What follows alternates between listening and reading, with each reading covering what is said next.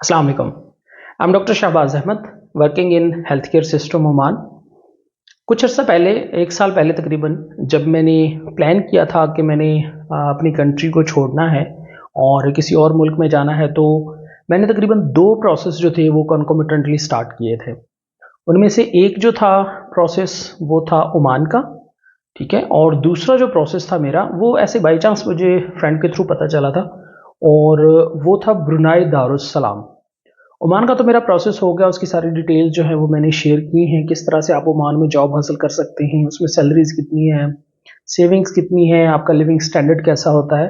वो सारी डिटेल्स जो हैं, सारे स्टेप्स मैंने ओमान सीरीज़ वीडियोस में मैंने एक्सप्लेन किए हैं।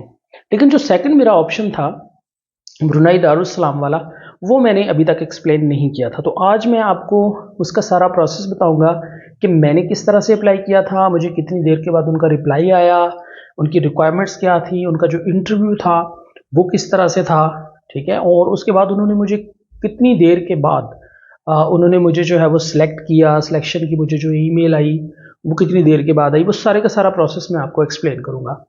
मेरा जो ब्रुनाई का प्रोसेस था वो बेसिकली स्टार्ट तो इसके साथ हुआ था, लेकिन उसका जो मुझे कंफर्मेटरी मेल थी वो मुझे थोड़ा सा लेट आई। जब मेरा ये प्रोसेस हो चुका था तब मुझे उन्होंने जो है वो कॉल की, तो उस टाइम तक फिर मैंने नहीं, वहाँ पे मैंने उसको ऑप्ट नहीं किया, क्योंकि मैं इस तरफ ओमान की तरफ आ चुका था। तो ब्रुनाई का जो है बेसिकली सिर्फ एक वाइवा होता है। आपने अपने सारे डॉक्यूमेंट्स, आपने अपनी पूरी डिटेल, ठीक है, वो एक आपने ईमेल करनी होती है ministry of health Brunei Darussalam को, ठीक है, और उसके बाद वो आगे सारा प्रोसेस होता है। पहले मैं आपको ये बताता चलूँ कि ब्रुनाई जो है वो एक आइलैंड है बेसिकली, ठीक है, वो सारे का सारा जजीरा नुमा जिसे कहते हैं, जजीरा नुमा इलाका है। वहाँ पे एम्पर सिस्टम है। ब्रुनाई का बादशाह जो है वो तकरीबन दुनिया का अमीर तरीन शख्सों में से एक है, और गोल्ड जो है ब्रुनाई का वो तकरीबन बाकी सारी दुनिया में तकरीबन तीसरे चौथे नंबर पे आई थिंक है।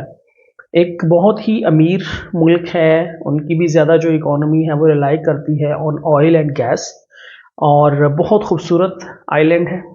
इसके अलावा जो वहाँ सैलरीज हैं वो हाईएस्ट हैं, तकरीबन वो ओमान से भी वहाँ पे सैलरीज ज़्यादा है। जो मुझे वहाँ पे सैलरी ऑफर हो रही थी वो ओमान से तकरीबन जो है वो 50% ज़्यादा थी। आई मीन अगर यहाँ पे उनका जो बेसिकली ब्रुनाई का जो है वो ब्रुनाई डॉलर्स होता है, ठीक है, तो वो तकरीबन आपको 5000 टू 6-7,000 के अराउंड आपको ब्रुनाई डॉलर ऑफर करते हैं, जिसमें आपको समटाइम्स रेजिडेंसी या अकोमोडेशन भी दी जाती है। इसके अलावा आपको पिक एंड ड्रॉप की फैसिलिटी भी अवेलेबल होती है, लेकिन समटाइम्स अक्सर औकात आपको जो है वो अकोमोडेशन खुद से भी लेना पड़ती है, लेकिन फिर भी उनकी सैलरी जो है वो कंपैरेटिवली वो ज़्यादा है वहाँ पे जब आप उसको पीकेआर में कन्वर्ट करते हैं। इसके अलावा जो उनका हेल्थ केयर सिस्टम है वो बहुत एडवांस्ड है। उनका एजुकेशन सिस्टम बहुत एडवांस्ड है। वहाँ पे तकरीबन 98% लिटरेसी रेट है। हर बंदा तकरीबन वहाँ पे आपको पढ़ा लिखा मिलेगा। इंग्लिश मोस्टली लोगों को आती है। कम्युनिकेशन गैप इतना ज़्यादा नहीं होता। जैसे आप अरेब वर्ल्ड्स में जाते हैं, यहाँ पे भी इंग्लिश आती है लोगों को, बट फिर भी एक कम्युनिकेशन गैप परसिस्ट करता है स्टिल। 50-60% लोगों के साथ जब आप कम्युनिकेट करते हैं तो इंग्लिश जो है वो एक नेटिव लैंग्वेज के तौर पे यहाँ पे अभी तक स्टार्ट नहीं होती, और मतलब आपको फिर भी कम्युनिकेशन गैप आता है, लेकिन वहाँ पे ऐसा नहीं होता। इसके अलावा अरब वर्ल्ड में आपका जो टेम्परेचर है वो हायर साइड पे होता है हमेशा, ठीक है, जैसे 50 प्लस आपको समर में मिलता है, 9 मंथ्स आपको गर्मी मिलती है, 3 मंथ्स कुछ टेम्परेचर बेहतर रहता है। लेकिन ब्रुनाई का जो वेदर है वो बहुत प्यारा है, बहुत खूबसूरत है, क्यों, और ग्रीनरी बहुत ज़्यादा है वहाँ पे। पॉइंट आपका है वो ये है कि वहाँ पे आपका कोई रिटन एग्जाम नहीं होता, आपका को बहुत ज़्यादा टफ वाइवा नहीं होता। जैसे आपने ओमान सीरीज़ में देखा होगा कि ओमान का रिटन जो प्रोमेट्रिक या पियर्सन व्यू एग्ज़ाम है वो थोड़ा सा टफ होता है। इसके अलावा उसके बाद आपका वाइवा होता है।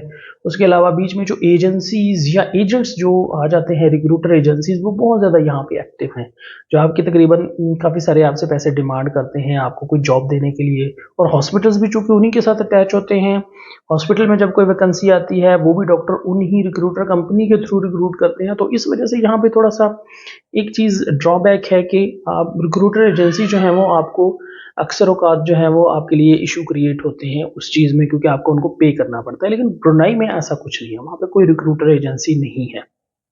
तो अब मैं आपको स्टेप बाय स्टेप बताऊंगा कि आपने करना क्या है और उसमें कितना टाइम लग जाता है और पैसे कितने लगते हैं। सबसे पहली बात तो ये कि आपने ईमेल करनी है ministry of health Brunei Darussalam को, ठीक है। ईमेल एड्रेस मैंने नीचे डिस्क्रिप्शन में दिया है या नीचे भी आ रहा है, आप इस पे ईमेल अपनी करनी है। आपने अपनी इंट्रोडक्शन बेसिकली लिखना है कि आपका क्या नाम है, आपने ग्रेजुएशन कब की, उसके बाद आपने जॉब कहाँ पे की, फिर उसके बाद आपने क्या ट्रेनिंग की है कि नहीं की।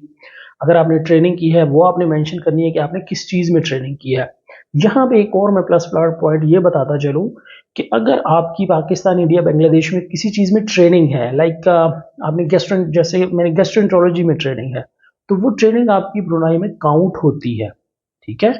मिडिल ईस्ट में आपकी ट्रेनिंग का जो पीरियड होता है वो काउंट नहीं होता।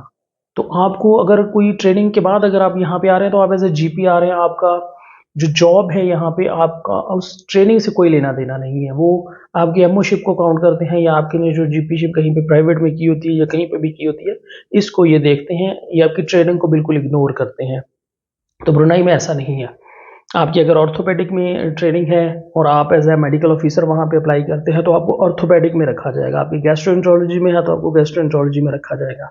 इसी तरह पीडियाट्रिक्स में रखा जाएगा। तो ये एक बहुत बड़ा प्लस पॉइंट है। जो लोग जिन्होंने ट्रेनिंग की होती है, अगर वो अपनी ही स्पेशलिटी में कहीं पे जाके अच्छी अर्निंग करते हैं और उसी में काम करते हैं तो वो उनके लिए एक बहुत बड़ा प्लस पॉइंट होता है। तो आपने ईमेल करनी है अपनी सारी की सारी क्रेडेंशियल, उसके साथ आपने अपने उनको सीवी अपनी सेंड करनी है। अब वो आपको क्या करते हैं कि 7 to 10 डेज, 2 वीक्स, 3 वीक्स, इसमें आपको वो ईमेल का रिप्लाई करते हैं। वो आपको एक फॉर्म सेंड करेंगे, ठीक है। वो कहेंगे कि आप ये अपनी सारी जो क्रेडेंशियल्स है इस फॉर्म को फिल करें, ठीक है। आपने वो फॉर्म डाउनलोड करना होता है और वो अपना सारा जो डाटा होता है, पिछला आपने इवन अपने सारे डॉक्यूमेंट सामने रख लेने होते हैं। उसमें आपकी मार्कशीट्स, आपकी एजुकेशन, आपकी मैट्रिक से लेके एंड तक की आपकी एजुकेशन आती है, फिर एक्सपीरियंसेस आते हैं आपका, और नीचे आपने रेफरेंसेस देने होते हैं। आपने 2 या 3 आपने अच्छे रेफरेंसेस देने होते हैं, जिसमें कोई आप अपना एक सुपरवाइज़र रख लें जो ट्रेनिंग का है, लेकिन उसके साथ आपकी अच्छी बनती भी हो कि आप उस जब उसको क्योंकि वो रेफरेंस को मेल करेंगे आपके बारे में, कि वो पूछेंगे कि जी इसके बारे में बताएं, कैसा बंदा है, क्या है। तो आपका जो सुपरवाइज़र है वो उसको ईमेल बैक भी कर सके, ठीक है। लेकिन अगर आपको लगता है कि क्योंकि पाकिस्तान में इस तरह का सिस्टम बहुत होता है कि सुपरवाइज़र कहीं और होता है, ट्रेनी कहीं और होता है, तो जैसे मेरा तो सुपरवाइज़र, हम टोटली सुपरवाइज ट्रेनिंग थी, उनके साथ बहुत अच्छे रिलेशन थे और बहुत अकोमोडेटिंग पर्सनैलिटी हैं जो जिनके यहाँ मैंने वो की है, तो मैंने तो उन्हीं को रखा था। तो उन्होंने बहुत अच्छी सी कंप्लायंस से उनको वापस मेल भी कर दी थी। तो आपने लेकिन कोई आप सीनियर अपना रख सकते हैं कोई भी, ठीक है। इसके अलावा आप अपना कोलीग रख सकते हैं। तो ये 2 आपने रेफरेंस रखने हैं, या बेहतर होगा कि जहाँ पे आपने लास्ट अपना वर्क किया है, जैसे मैंने जो लास्ट वर्क किया था इंडस हॉस्पिटल में किया था, तो वहाँ के जो कंसल्टेंट थे मैंने उनका रखा था। तो उनको भी मेल आई थी और मेरे सुपरवाइज़र को भी आई थी। तो आपने कुछ इस तरह का हो कि उनको लगे कि हाँ भाई ये इसके स्टडी से भी रिलेटेड रहा है, ट्रेनिंग से भी ये बंदा रिलेटेड रहा है। इसके अलावा जब ये जहाँ पे लास्ट जॉब कर रहा था उससे भी वो रिलेटेड, इसका सुपरवाइज्ड जो जॉब थी उससे रिलेटेड भी इसका जो इसने रेफरेंस दिया है वो है। तो वो आप फिर उनको आपने नीचे रेफरेंस में लिखना है। उनका ईमेल एड्रेस होगा, फ़ोन नंबर होगा, वो मोस्टली ईमेल ही करते हैं, फ़ोन नहीं करते। अच्छा, अब आपने उनको ईमेल किया, उन्होंने आपको फॉर्म सेंड किया, आपने फॉर्म दोबारा से सारा फिल करके और अपनी सीवी ये आपने उनको दोबारा से ईमेल कर देनी है। अब यहाँ पे आप टाइम ये शुरू होता है कि वो आपकी जो भी आप सीवीज उनको सेंड करते हैं, क्योंकि ये गवर्नमेंट की वेबसाइट है, ठीक है। ये कोई प्राइवेट या किसी कंपनी या किसी हॉस्पिटल की नहीं है, ये मिनिस्ट्री की उनकी वेबसाइट ईमेल एड्रेस है। तो वो आपकी सीवीज जो है वो शॉर्ट लिस्ट कर लेते हैं। जैसे मुझे, मैं अपना बताऊं तो मुझे जो है वो 1 महीने के बाद, 1 महीने नहीं, 21 डेज के बाद उनकी मुझे ईमेल आ गई थी कि आपका 7 डेज के बाद आपका इंटरव्यू है। आप ये टाइम है, ये डेट है, अगर आप इस डेट पे आपके लिए फिजिबल है, टाइम पे फिजिबल है तो आप प्लीज़ ओके करें इसको और हम आपका वाइवा जो है। तो मैंने उसको ओके किया था। सुबह 7 बजे का टाइम था, आई थिंक 2 घंटे का उनका डिफरेंस होता है। तो सुबह 7 बजे जो है वो मैं ऑनलाइन होके बैठ गया था और उन्होंने व्हाट्सएप पे, इवन उन्होंने फिर मुझे जैसे ही टाइम हुआ 7 बजे का, तो अभी वाइवा शुरू नहीं हुआ था क्योंकि वो जो होता है ये गूगल मीटिंग्स पे, तो उसमें अभी रूम में कोई भी नहीं था, तो मुझे व्हाट्सएप पे मैसेज आ गया कि फॉर दे एक्सक्यूज्ड कि थोड़ा सा वाइवा डिले है क्योंकि हम किसी और कैंडिडेट के साथ बिजी हैं, तो आप 10 मिनट बाद इंशाल्लाह आपका वाइवा होगा। तो आई वॉज वेरी सरप्राइज्ड कि यार इतनी कर्टेसी इन्होंने शो की कि 10 मिनट भी लेट होने लगे हैं तो मुझे बताया। खैर 10 मिनट के बाद वाइवा स्टार्ट हुआ, जिसमें एक गैस्ट्रोएंटरोलॉजिस्ट बैठे थे और एक मिनिस्ट्री की लेडी बैठी थी उनकी, जो उनकी गवर्नमेंट ऑफिशियल होती हैं। तो दो लोगों ने बेसिकली मुझसे क्वेश्चनिंग की थी। पहले मिनिस्ट्री के जो पर्सनल था उसने उन्होंने मुझसे पूछा कि अपने बारे में बताएं, मेरी एजुकेशन, कहाँ पे लास्ट काम किया, वहाँ पे आपकी ड्यूटीज़ कैसी थी, कहाँ कहाँ पे काम करते थे, इमरजेंसी, इंडोर आउटडोर। वो चूँकि आप जब एक टर्शियरी केयर में करते हैं तो आपकी रोटेशंस होती हैं, आप हर जगह पे करते हैं, और फिर आप उसमें सारा आप अपना बताते हैं कि मैं इस फील्ड में इतने इतने दिन यहाँ पे करता था, इतने दिन इधर करता था, ड्यूटी आवर्स इतने होते थे। फिर जो है ये सारी चीज़ें आपसे डिटेल वो लेके उसके बाद गैस्ट्रोएंटरोलॉजिस्ट है वो आपसे एकेडमिकल चीज़ें पूछता। ठीक है, जैसे मुझसे उन्होंने पेंक्रियाटाइटिस का सिनेरियो पूछा था, गैस्ट्राइटिस का पूछा था। ज़्यादा से ज़्यादा वो आपसे 1 या 2 सिनेरियोज आपको देते हैं और इसमें आपने पेशेंट की टोटल मैनेजमेंट बतानी होती है, वो आपसे फील्ड से रिलेटेड होते हैं। तो ये मेरा हुआ था, 2 उन्होंने क्वेश्चन पूछे थे और दोनों की मैनेजमेंट तक वो गए थे कि फिर इन्वेस्टिगेशन मैनेजमेंट आप कैसे करेंगे, थोड़ी बहुत इंडिकेशन को, बहुत ज़्यादा एडवांस्ड उन्होंने चीज़ें नहीं पूछी थी। अच्छा, बस ये वाइवा हो गया और उसके बाद उन्होंने कहा कि जी आप कुछ पूछना चाहते हैं। मैंने थोड़ा सा जॉब के बारे में पूछा था, तो उन्होंने कहा था कि आपको हम रखेंगे, टर्शियरी केयर हॉस्पिटल है और गैस्ट्रोएंटरोलॉजी डिपार्टमेंट में आप होंगे और यहाँ पे आप जो है वो कंसल्टेंट के साथ काम करेंगे। इंडोर भी हो सकता है, उसमें आपका मोस्टली एंडोस्कोपी स्वीट में आपकी ड्यूटी होगी, क्योंकि मेरी जो थी वो ट्रेनिंग कंप्लीट थी और उसमें मैंने जो इंडिपेंडेंटली प्रोसीजर्स काफ़ी सारे किए हुए थे वो भी मैंने अपनी सीवी में मेंशन किए थे। तो यहाँ से आगे अब एक चीज़ उसका और भी प्लस पॉइंट फिर यहाँ से पता चला था कि आपकी वहाँ पे प्रोफेशनल ग्रोथ है, क्योंकि आप एक सिस्टम में गए हैं, आप एक स्पेशलिटी में गए हैं, तो आप वहाँ पे रह के एमआरसीपी अपना देखें। ठीक है, आप एमआरसीपी दें, स्पेशलिटी एग्जाम दें, तो आप वहाँ पे अपग्रेड हो सकते हैं as a consultant, senior registrar और फिर वहाँ से कंसल्टेंट, जब आपकी कोई भी डिग्री कंप्लीट हो जाती है। अदरवाइज अगर आप पाकिस्तान से FCPS MD वगैरह करके अगर जाते हैं, वो आपको लेते हैं, फिर भी वो आपको मेडिकल ऑफिसर ही लेते हैं, लेकिन मेडिकल ऑफिसर की कैटेगरीज होती हैं आई थिंक 1 2 3 इस तरह करके ना। तो वो आपको एक्सपीरियंस बेस पे, आपकी डिग्री बेस पे नहीं, क्योंकि पाकिस्तान की जो डिग्री है उसकी तो शायद वैल्यू नहीं है, लेकिन ट्रेनिंग की बड़ी वैल्यू है। तो वो आपको जैसे आयरलैंड में है, आयरलैंड में आप पास करके जाओ या ना भी करके जाओ, आपने ट्रेनिंग की हुई है, तो आपको step by step experience base पे कि ट्रेनिंग बेस पे आपको SHO के लेवल्स मिलते हैं। इसी तरह ब्रुनाई में भी आपको मेडिकल ऑफिसर के लेवल्स मिलते हैं 1 2 3, उसी हिसाब से आपकी सैलरी होती है कि आपकी ट्रेनिंग है, एक्सपीरियंस कितना है उस हिसाब से। तो आप यानी अपनी आपकी प्रोफेशनल ग्रोथ हो सकती है। ओमान में सैडली आपकी प्रोफेशनल ग्रोथ नहीं हो सकती। आप एज ए जनरल प्रैक्टिशनर आते हैं तो चाहे आप 20 साल गुजारें, 40 साल गुजारें, you are a general practitioner and you will remain the same if you stay here, because आप जो आपकी ट्रेनिंग है आप पास भी कर लो तो आप एनरोल हो चुके हैं इस इनके सिस्टम में as a GP, so you will stay and work as a GP। So ये बहुत बड़ा ड्रॉबैक है। तो आप ज़्यादा देर ऑब्वियसली फिर जिन लोगों ने ट्रेनिंग की होती है वो ज़्यादा देर यहाँ पे रहने का प्लान उनका नहीं होता, ना ही वो रह सकते हैं। अच्छा, अब मेरा इंटरव्यू हो गया, वाइवा हो गया, बाद में कुछ पता नहीं है। कुछ कुछ और भी लोगों से मैंने कांटेक्ट किया, कोई 1 2 लोगों ने, मेरे सीनियर्स भी थे गैस्ट्रोएंटरोलॉजी के, उन्होंने अप्लाई किया हुआ था। एक मेरा फिर मुझे लिंक मिला, एक नेफ्रोलॉजिस्ट थे वो वहाँ पे काम कर रहे थे। ठीक है, यहाँ पे तो वो नेफ्रोलॉजिस्ट थे लेकिन वहाँ पे वो obviously as a medical officer काम कर रहे थे, but obviously salaries were very high, और वो उसी फील्ड में जब काम कर रहे थे तो फिर एक जो नाम के साथ लग जाना, it's not a big deal. तो उन्होंने मुझे बताया कि भाई सिट बैक एंड रिलैक्स, किसी भी टाइम आपको मेल आ सकती है और नहीं भी आ सकती। आपने कौन सा को पैसे लगाए हुए, तो उनकी बात सही थी। इस सारे प्रोसेस में मेरा कोई भी पैसा नहीं लगा था। ठीक है, ईमेल की थी, ईमेल, ऑनलाइन इंटरव्यू हुआ, कहीं पे कोई फ़ी नहीं थी। तो साथ साथ मैंने ओमान का प्रोसेस शुरू हुआ हुआ था, बल्कि ओमान का शायद मैंने पहले रिटर्न दे दिया हुआ था, उसके बाद मुझे इसका पता चला था तो मैंने ऐसे ही कर दिया था। खैर लेकिन मैं वेट करता रहा।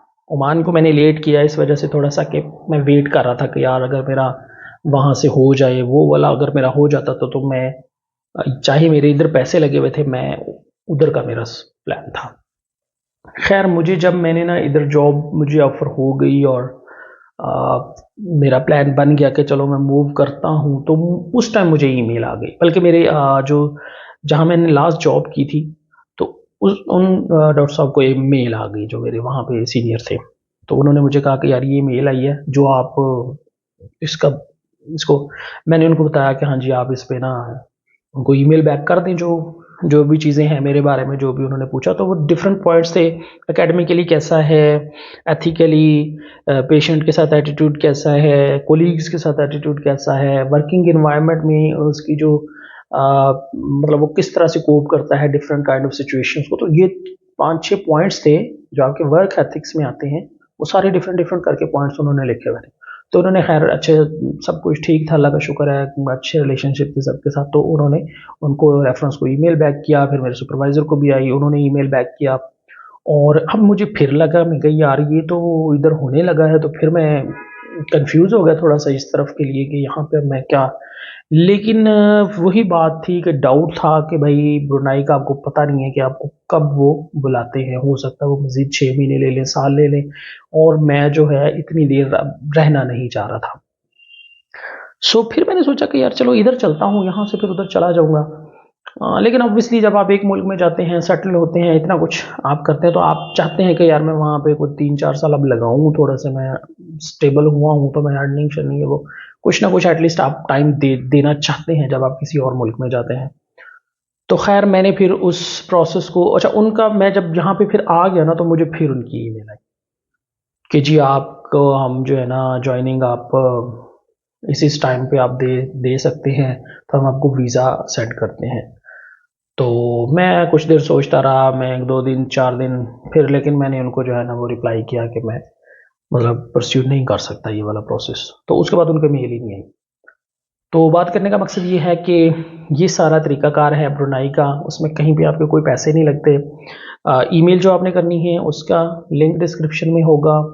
और उसके बाद आपके ज़ाहिर बात है वो फॉर्म जो है वो आपको सेंड भी करेंगे, लेकिन मेरे पास भी था वो फॉर्म। अगर मेरे पास हुआ तो वो भी मैं डिस्क्रिप्शन में ट्राई करूँगा कि अगर मैं वहाँ पे कर सकूँ लिंक।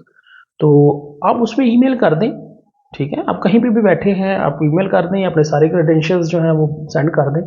आ गई तो ठीक है, नहीं आई तो वहाँ पे कौन सा कोई एक्सपेंस हो रहा है, कोई एक लिंग्विस्टिक एग्जाम नहीं है, कुछ नहीं है।